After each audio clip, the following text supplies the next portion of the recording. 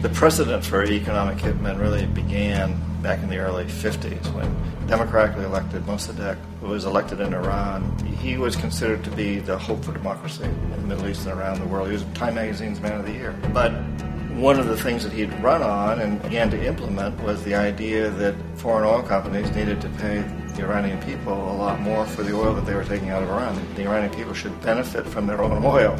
Strange policy. We didn't like that, of course. But we were afraid to do what we normally were doing, which was to send in the military. Instead, we sent in one CIA agent, Kermit Roosevelt, Teddy Roosevelt's relative. And Kermit went in with a few $1 million and was very, very effective and efficient. And in a short amount of time, he managed to get Mossadegh overthrown and brought in the Shah of Iran to replace him, who always was favorable to oil. And it was extremely effective. Mobs overflow Tehran.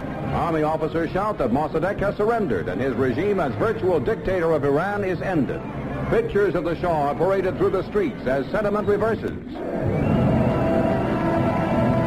The Shah is welcomed home. So back here in the United States, in Washington, people looked around and said, wow, that was easy and cheap.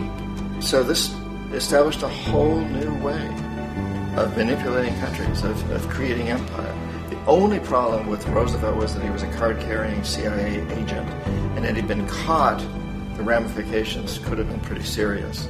So very quickly at that point, the decision was made to use private consultants to channel the money through the World Bank or the IMF or one of the other such agencies, to bring in people like me who worked for private companies, so that if we got caught, there would be no governmental ramifications.